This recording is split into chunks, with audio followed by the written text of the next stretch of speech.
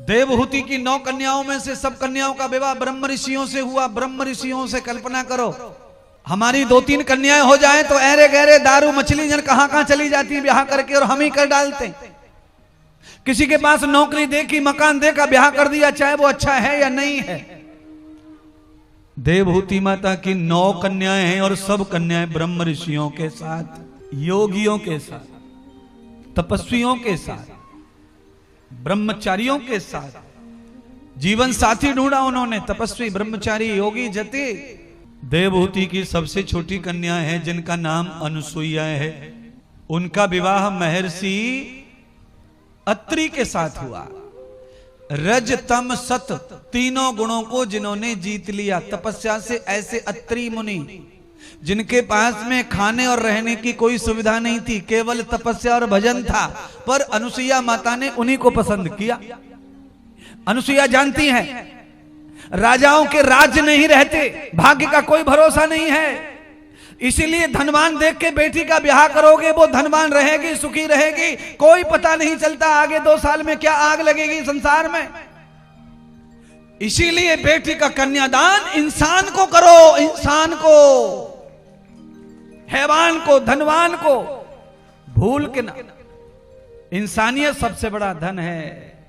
ये कागज के चंद्र टुकड़े आते जाते रहते हैं, इन पे आज तक कोई अपनी बापौती कर पाया नहीं है, कोई नहीं। पूरी दुनिया पर जिसने विजय प्राप्त करने का सपना देखा, कई देशों पर सपना साकार भी हो गया, वो भी खाली हाथ गया, जिसका नाम सिकंदर है। तो आप क्या करते हैं? खेती बाड़ी, मकान, दुकान ये देखेंगे, ये नहीं देखेंगे कि सिगरेट कितनी पी गया कॉलेज लाइफ में। जो कॉलेज लाइफ में सिगरेट पी गया है वो शादी के बाद में कैंसर से मरेगा, क्या फायदा करके? वो तो जवानी है, असर नहीं हो रहा कैंसर का। जैसे ही शरीर से जवानी निकलेगी कैंसर टूट के आ पड़ेगा गले में, फेफड़ों में। इसीलिए शादी और कन्यादान करने के लिए कान खोल के सुन लो, कन्यादान हमेशा इंसान से करना चाहिए। और पत्नी के रूप में चाहे कोई दिव्य सुंदरी ना मिले, पर गुणवत्ता लक्ष्मी स्वरूपा स्त्री मिलनी चाहिए। दोनों पक्षों को समझा रही है भागवत। है लंबी गर्दन हो, बाल ऐसे हो, स्टेट हाईवे ऐसा हो, वैसा हो, ऐसी करेंगे वो जो क्या क्या पसंद करते हैं लोग शादी के लिए। और बाद में पता चला शादी करके, शादी करके घूमने गए कश्मीर, नैनीताल, और वहां से जब लौटे तो हो गया बुरा हाल। क्यों हो गया बुरा हाल बताओ जरा। नैनीताल में बैठकर पहाड़ी की चोटी पर व्हाट्सएप के ऊपर ऐसा चैट आया, दूल्हा ने पढ़ लिया चैट, दूल्हा वहीं से खिलाफ हो गया। सच बता, ये कौन है, ये कौन है, कौन है, कौन है? काफी समझाती है दूल्हे को कि ये मेरी मौसी का लड़का है, मेरे मामा के चाऊ का लड़का है, मेरे फूफा जी के छोटे देवर जी का लड़का है, फलाना है, भाई जैसा है, बहन जैसा है। तो पति ने कहा ये चैट तो ऐसा नहीं है भाई जैसा। अच्छा मेरी तरफ क्यों टेढ़ी टेढ़ी आंखों से देख रहे हैं भाई? मैंने मोबाइल पे मैसेज भेजा है क्या? चोर की दाढ़ी में तिनका। शादी से पहले बिहार में कन्या के ऊपर क्या लगाते हैं? हल्दी। क्यों लगाते हैं? क्योंकि पवित्र हो जाए, शुद्ध हो जाए शरीर, चमड़ी, सब दाग धब्बे फोड़ा फुंसी सब खत्म हो जाए। दूल्हा के ऊपर हल्दी की रगड़ाई करते, पुताई करते, और कहते बेटा 3 दिन तक हल्दी में रहे, खाज खुजली खत्म हो जाए। गुरुजी आप तो सही सही बताते विज्ञान की बात। बोलो, हल्दी लगा के ऊपर के फोड़ा फुंसीन को तो मिटा देंगे, पर अंदर का क्या करेंगे? क्या करेंगे बताओ ना। है गुरुजी हम तो माता पिता की मर्जी से शादी करेंगे। और माता पिता छाती ठोक के कहते नहीं हमारे बच्चे तो हमारी मर्जी के बगैर करेंगे ही नहीं। अरे रे रे रे रे, शादी के लिए बच्चा कुछ हो तब तो शादी करने का मजा है ना। शादी से पहले ही सब खत्म हो गया तो शादी करना किसका? ये डेड बॉडी की शादी करके क्या करेंगे? गुरुजी आप सही बता रहे हैं? विवाह करने के लिए विद्या और ब्रह्मचर्य दोनों की आवश्यकता है बंधुओं। विवाह, विद्या, ब्रह्मचर्य युक्त शरीर, विवाह। आजकल नई फैशन निकली है दूल्हाओं की।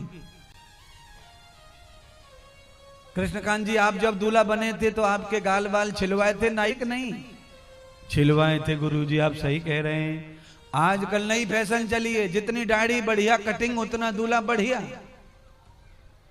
पहले दूल्हा को 3 दिन नहलाते थे, नाई बाबा आते थे और दाढ़ी पे उस तरह चलता था 3 दिन, दे चिकना दे चिकना दे चिकना। और ये 5-10 साल में ऐसा परंपरा आई है, टीवी पे सीरियल के आया कि उसने सबकी दाढ़ी को लंबा टेढ़ा मेढ़ा कर दिया छिलवाने की जगह पे। सब इच्छाधारी नाग बन के घूम रहे हैं मुंह से निकाल के।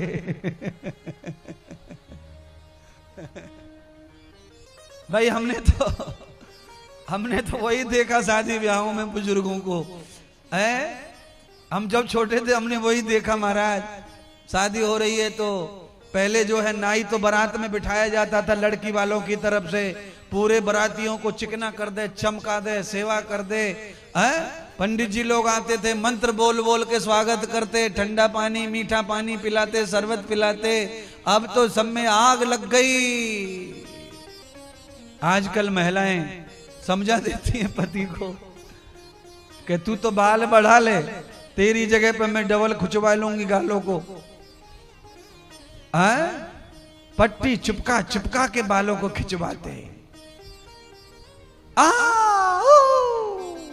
कितना भी बढ़िया फिनाइल का पोंछा लगा लो मार्बल पे, पर 2 घंटे के बाद में उस पे फिर से ही धूल लग जाती है। आप कितना भी पट्टियों से बालों को खिंचवा लो पर वो 10 दिन में फिर उगने लग जाते।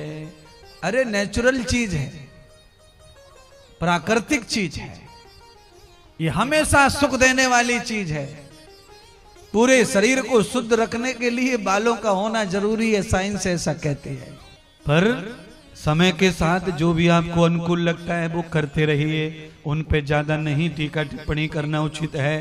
पर मैं आपको ये बताना चाहूंगा कि मैंने जो देखा, समाज में आपने भी जो देखा, उसमें घना परिवर्तन आया है, बहुत बदलाव आया है। उस बदलाव के लिए कुछ पुरानी बातें याद करवाना बहुत जरूरी है। जब तक हम पुरानी बातें याद नहीं करवाते कथा में, तब तक नया जमाना समझ में भी आएगा नहीं। अनुसुईया माता ने नर्मदा जी के तट पर बैठकर संत महात्मा आचार्यों की सेवा की, परिक्रमा वासियों की सेवा की। उस सेवा के फल स्वरूप अनुसुईया माता के घर में ब्रह्मा विष्णु महेश तीनों देवताओं का आगमन हुआ।